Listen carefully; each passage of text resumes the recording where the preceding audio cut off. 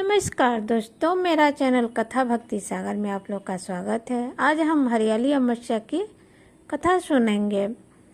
एक नगर में एक राजा रहते थे। उनके एक पुत्र थे और एक बहू थी। राजा बहुत खुशहाल रहते थे और उनकी प्रजा भी बहुत सुखी संपन्न थी। एक दिन राजा के कक्ष में कुछ मिठाई रखा हुआ था। तब उनकी बहू ने जाकर, जब वो गई राजा के कक्ष में, तो वो मिठाई को खा ली।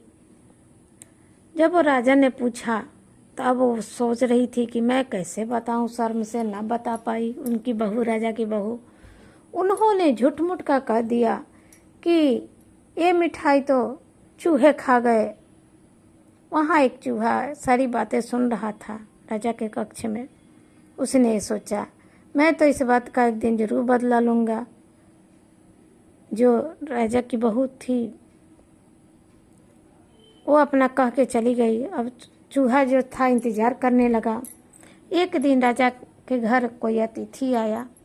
तो अतिथि घर में उनको राजा ने अपना सम्मान पूर्वक ठहरा दिया। अब चूहा सोचने लगा कि आज यही मौका है, आज राजा की बहू से बदला लेने के लिए। उसने क्या किया, चूहा लोग को, अपना फौज को बुलाया और जो राजा की बहू का जो भी वस्त्र था एक एक टांग के और अतिथि के कक्ष में रखाएं।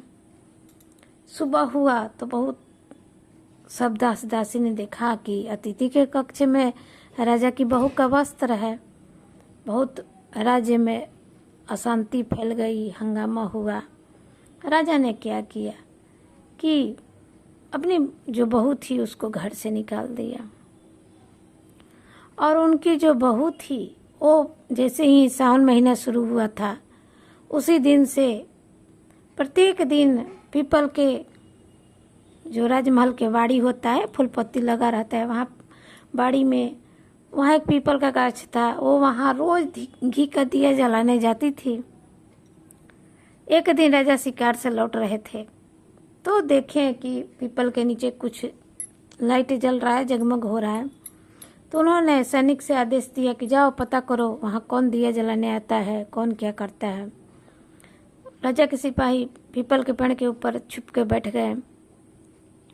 कुछ पहर बीता तो दिया, जो 2-3 दिया रखा हुआ था दीपक, तो लोग आपस में बातें करने लगे। एक बोला, मैं तो साहूकार के घर से हूँ।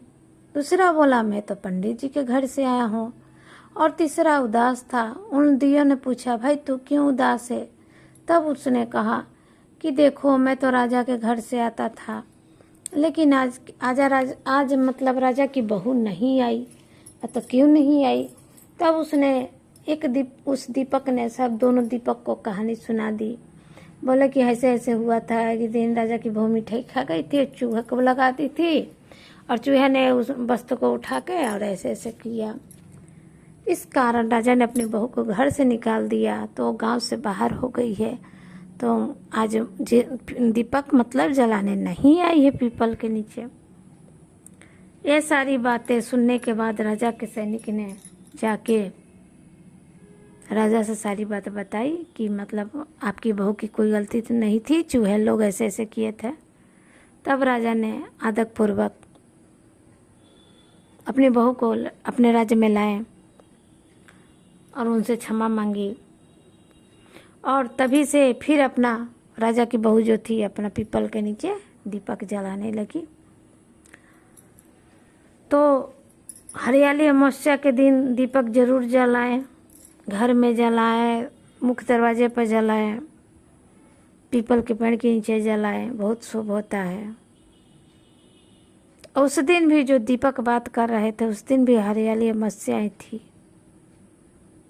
तो इस तरह से हरियाली अमावस्या के दिन राजा की बहू की सच्चाई सामने आई थी दीपक के कारण ही। तो कहते हैं दोस्तों, पूजा पाठ कहीं व्यर्थ नहीं जाती है, करना चाहिए। श्रद्धा भाव से करे, थोड़ा सा करे या ज़्यादा करे, श्रद्धा भाव से करे। जय हो भोले बाबा की।